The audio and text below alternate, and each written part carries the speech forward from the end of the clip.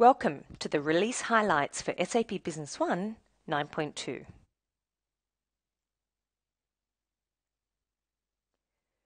With SAP Business One 9.2, you can run your business simply, anytime, anywhere. Introducing SAP Business One Browser Access, simple remote access for on-premise customers, ultimately lowering the overall total cost of ownership.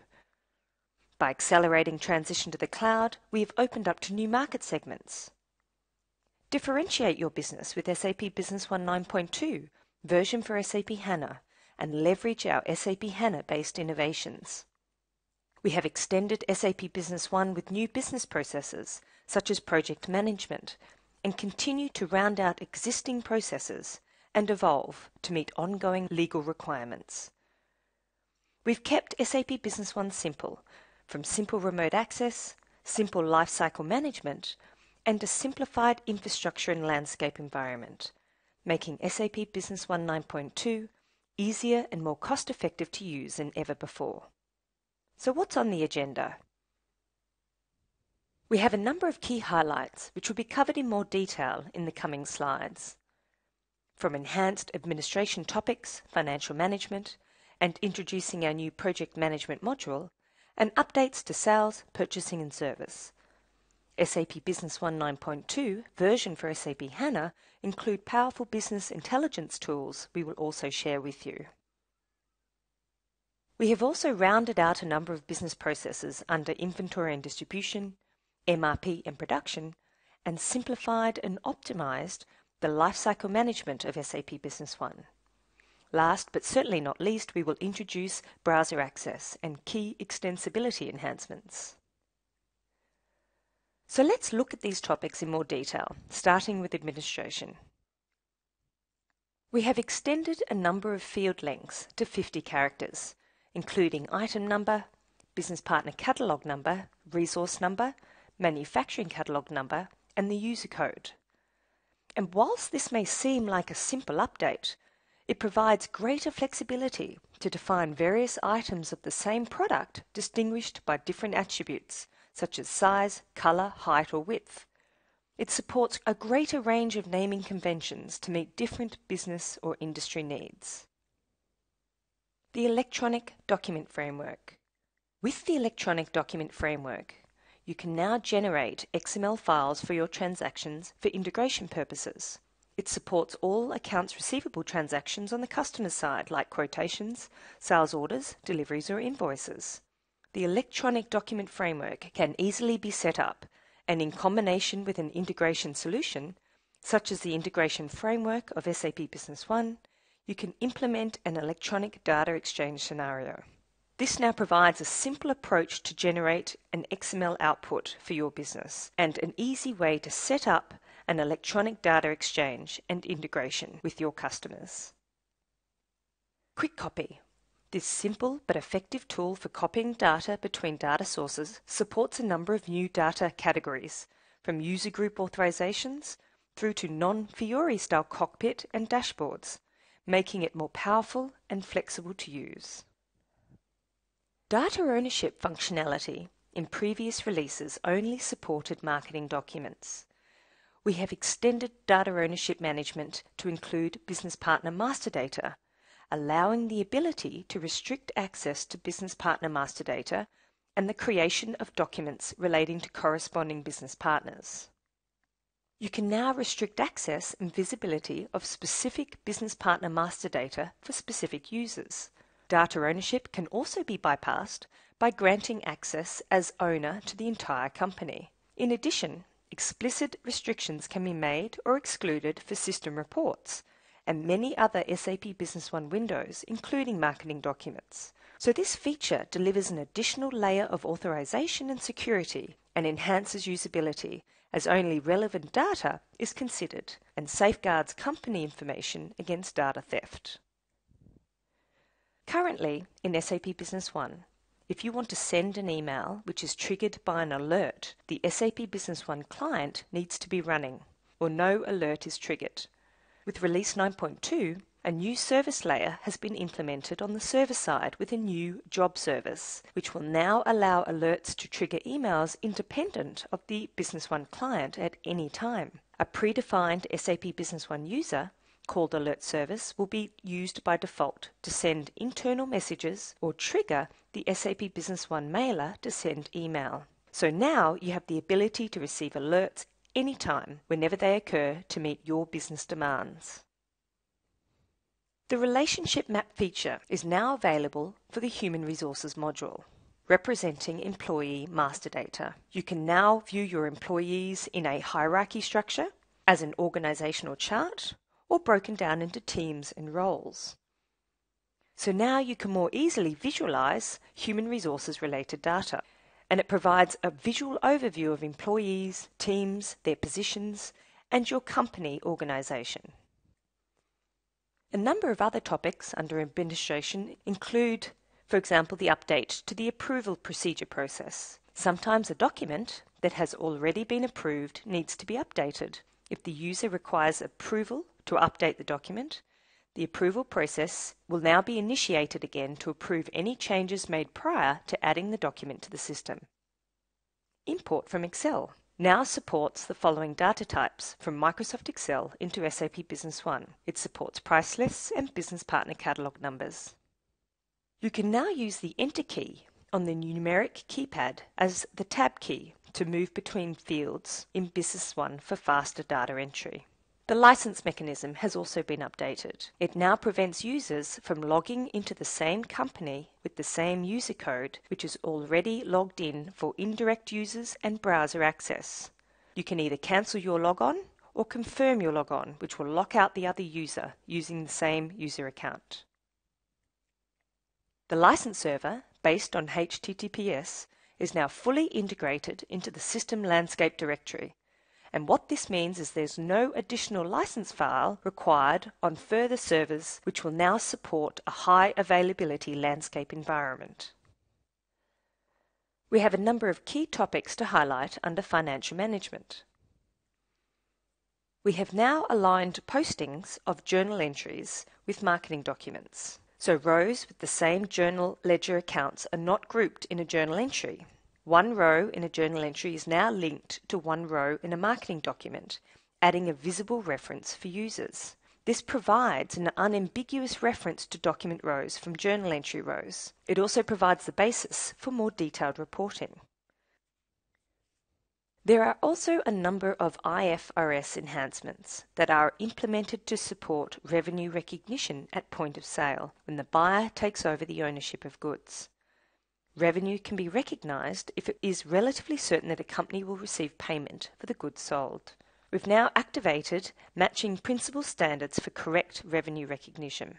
We've also maximised the number of chart of account levels up to 10 levels, and all of these levels can be used for posting. You also have the ability to rename your chart of account drawers, and these will be reflected across the system and all your reports.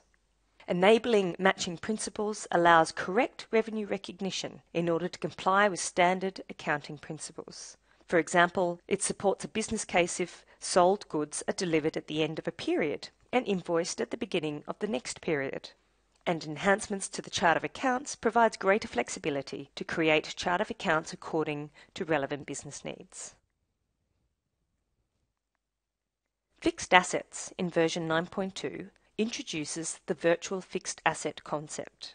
When a company purchases identical assets in large quantities, this functionality can be used to automatically create fixed asset master data records for each of the asset. Serial number enforcement has also been enabled to save time and effort. This will promote fast processing of large quantities of fixed assets that share the same properties. A new authorization has been added for better control over checks for payment. When creating checks for payment manually, the Create Journal Entry field is checked automatically and only authorized users can uncheck this. This will avoid any fraud in relation to misusing outgoing checks and provide greater control over user authorizations to create, print, update and also design check layouts. Several other topics under financial management include third-party checks. You can now select an endorsable third-party check as an outgoing payment, as a payment means instead of endorsing the check by creating a manual journal entry. There have been a number of updates to posting schemas for manufacturing. You can now choose between two posting schemas for manufacturing: accounting with balance sheet accounts only, or accounting with balance sheet accounts and profit and loss accounts. With business partner opening balances, you can now define the control account used for posting opening balance transactions for each business partner. And lastly, SAP Business One 9.2 version for SAP HANA has enhanced its external reconciliation feature for optimized performance. Let me now introduce you to the new project management capabilities in SAP Business One Release 9.2. Project information in SAP Business One was limited to financial data. To complement SAP Business One's existing project-based features, we have rolled out additional project management functionality, now combined into one solution. We have centralized all project-related transactions, documents, resources and activities, making it much easier to track and manage the different tasks, stages or phases of a project from start to finish. Centralization of project data allows you to more easily analyze budgets and costs and generate reports relating to all aspects of your projects, providing greater transparency and thus making better informed decisions. Let's now move on to sales, purchasing and service updates. In previous releases, users could decide whether to reopen an item quantity in the original document or not when creating a return, a goods return, or a credit memo. This behavior has simply been extended to support scenarios where a user copies an order to a reserve invoice and then credits it. Users can now decide whether to reopen the item quantity in the original document, and it supports real business scenarios. Campaign management. You can now create and manage campaigns for vendors under Campaign Management. This provides another channel of communication with your vendors for any newsletter or email type campaigns. It can also be used to tender purchase quotations to multiple vendors for specific products, for example. You can also run saved or existing campaigns repeatedly without having to create a new campaign, which should save time and effort for campaigns that are run on a regular basis. The service module has been extended in Release 9.2 to support vendors. So now you can leverage the service module for vendor-related service requirements.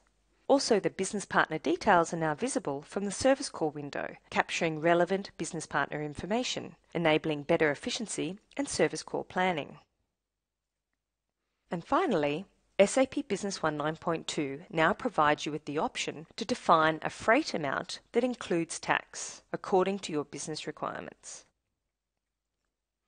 I would now like to share with you a number of key tools for effective business intelligence in SAP Business One 9.2 version for SAP HANA. HANA model content has been enhanced, including new semantic layers. New HANA views for opportunities, sales quotations, sales analysis, purchase analysis, and inventory have been introduced. These views can now be used to analyze your business and create additional dashboards and KPIs. In addition, 6 new predefined KPIs have been delivered and can be used out of the box. The pervasive dashboard has also been enhanced. Using the Pervasive Analytics Designer, you can now slice corresponding measure values from one axis in comparison to the existing dimension that slices corresponding measure values from the other axis. Also, in dashboards with one date type dimension, you can now use the new function of a time slider for a clearer view of trends. The pervasive dashboard now supports more calculation types, such as cumulative sum, minimum, maximum, and count. And these new options will allow you to build more powerful dashboards to better analyze your data. The Interactive Analysis Report Designer is a Microsoft Excel-based analytics and reporting tool based on a Microsoft Excel plugin and utilizes SAP Business One HANA views as data sources. It gives users more flexibility to manipulate reports in Excel, providing a view for better decision-making outcomes. Intelligent Forecast is a new tool which utilises the power of SAP HANA to calculate future demand. It uses algorithms of the SAP HANA Predictive Analysis Library to forecast demands incorporating trends and seasonal factors. So now you can manually adjust outliers and use hindcast to find the best forecast. The forecast result can then be used later to optimize an MRP run. Intelligent Forecast ultimately allows you to make better decisions as a result of flexible forecasting and do what-if type analysis. Highlights under Inventory and Distribution include the following. A Prices Update Wizard. Maintaining price updates has become much simpler and easier using the new Prices Update Wizard. It allows you to update item prices and price lists efficiently and in bulk. You can even convert prices into other currencies. A new simulation mode shows you all of the suggested changes before you decide to commit and execute the update.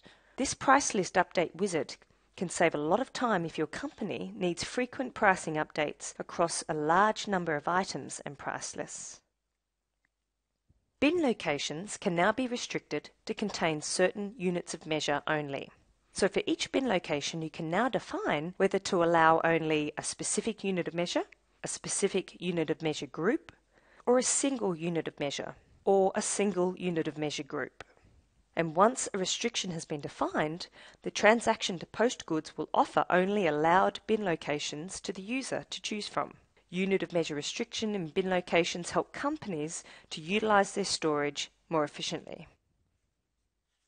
The Enhanced Pick and Pack Manager in version 9.2 is a one-stop shop for handling production orders in a basic production environment.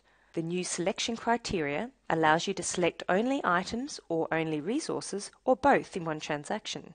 In the Pick and Pack Manager itself, we can now issue individual rows for production. This adds more flexibility in handling production requirements. Release 9.2 will no longer allow updates to prices for standard value items in the item master data. The only option to update an item cost is to use inventory revaluation. The reason behind this is to ensure an impeccable audit trail when it comes to revaluing standard items. It also promotes greater control and visibility when tracking inventory costs. Last but not least, inventory accounting documents can now be previewed or printed before adding these documents to the system. And we've also made updates to inventory posting and inventory opening balances. For items managed by serial or batch valuation method, variances are now valued on a serial or batch level as opposed to bin or warehouse level. Let's now move on to our updates to the MRP and production modules. The Material Resource Planning module has been enhanced with a number of updates to the MRP wizard.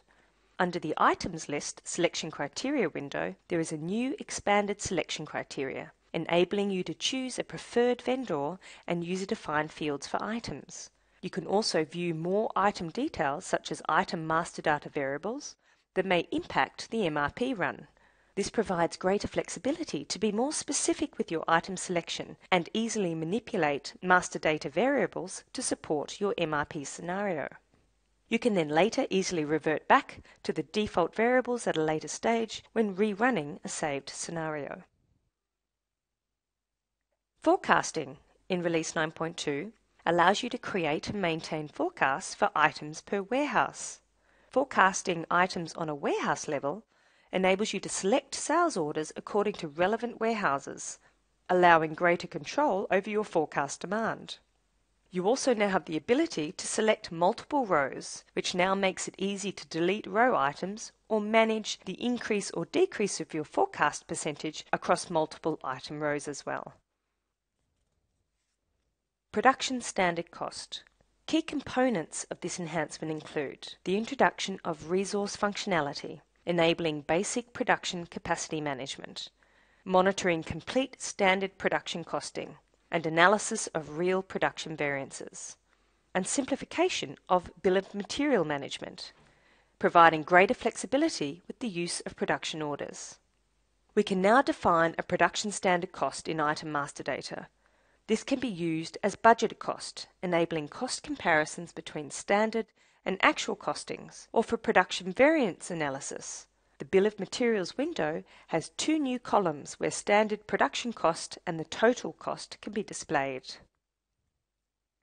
The second update to the production module in version 9.2 is the introduction of row-level dates. We can now define start and end dates for all components and resources in a production order.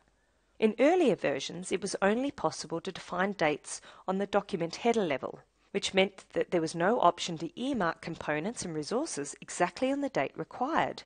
So all row-level dates have to be within the header-level dates. When changing the header-level start and end dates, there is an option to update all row-level dates according to this, and all dates are defined on the production order itself. There's no separate table. The resource capacity window can also be used to monitor resource and component consumption and availability. There are 4 different allocation methods: on start date, on end date, start date forwards, and end date backwards. And this will enable you to more easily plan allocation of item and/or resources for all your production requirements. Let's now highlight several lifecycle management and support features for SAP Business One 9.2. Simplification of the installation and upgrade process focused on the installation wizard and the upgrade wizard, which are now merged into one setup wizard. You can now easily use the setup wizard to perform both an installation and an upgrade easily. The structure of the SAP Business One product package has also been simplified. But please note that the demo databases that are available are only available in the installation package itself. The logging and tracing mechanism has also been changed to include a storage centralization and other unifications, in addition to new logging and tracing objects. Additional information is added to the Microsoft SQL Server trace to help identify SAP Business One operations that trigger respective transact SQL statements. Also, with logger settings, you can now enable full logging to record logged messages of all severities for the SAP Business One client. One single click is required to enable or disable full logging. You no longer need to restart the SAP Business One client after changing the logger settings. There have been a number of changes to HANA server components and the setup wizard, which include file naming changes. You also have free selection of local addresses. So if you install SAP Business One server components on a Linux server with more than one network interface, you can decide which IP address to use. You can also use the hostname to register the components. In reconfiguration mode, you can use the setup script to configure an existing installation. Configurable settings include the database address, the database user, service port, and so on. In validation mode, a validation is performed upon the finish of an installation, upgrade, or reconfiguration, and you can also use the setup script to manually perform a validation and check if the SAP Business One components are working accordingly. The remote support platform protects your SAP Business One installation by monitoring customers' environments and providing automated and remote support. With the Remote Support Platform 3.2, we have delivered a new technical user to connect with the new SAP backend system. In order to communicate with SAP's new backend, a technical user with technical data transfer authorization must be configured in the Remote Support Platform. This new technical user enhances security as it is designed for data transfer only. It also minimizes maintenance effort as its password doesn't need to be changed as often, and it is also currently free of charge. Partners can now use the Remote Support Platform Studio to develop support tasks, deliver tasks to customers, and manage tasks for different customer installations. In the Remote Support Platform Studio 3.2, partners are now able to manage customer landscapes remotely, including distribution of tasks, and adjust the schedule of SAP tasks based on their customers' needs. These features were formerly available through the Remote Support Platform Remote Console application, which will be retired. So partners now have control over their partner and SAP tasks for their customers in one single place, the RSP Studio, which will ultimately promote reduced maintenance downtime. The Remote Support Platform 3.2 has synchronized its landscape with the System Landscape Directory, resulting in a much simpler configuration and setup process. So any landscape changes performed in the System Landscape Directory at a customer site are automatically replicated to the Remote Support Platform.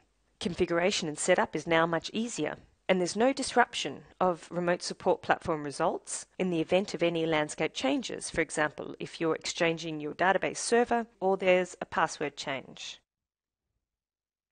The Remote Support Platform 3.2 now supports healing tasks for SAP HANA databases and the ability to schedule and backup instances of SAP HANA databases. So SAP HANA databases can leverage the healing tasks delivered from the Remote Support Platform 3.2 to resolve any potential issues easily, and scheduling regular backups of the SAP HANA database and deleting old backups automatically saves maintenance time and ultimately provides a higher level of automation. We now have a new on-premise support user. The on-premise support user, a function already available for SAP Business One Cloud, is a predefined user in SAP Business One, which gives you the ability for partners to access the customer system without needing an additional license. The support user can only be used when the Remote Support Platform is activated and a system status report has been uploaded within the last 7 days. The support users guarantee no disruption of business for customers as no regular user is forced to log out. Finally, we are going to take a look at several platform and extensibility topics for Release 9.2. Browser Access offers simple remote access for on-premise customers, ultimately lowering the overall total cost of ownership with no need for a remote desktop connection and corresponding license for most users. No client upgrades means simpler lifecycle management with minimized ecosystem effort. You can securely access SAP Business One from any location with a compatible browser.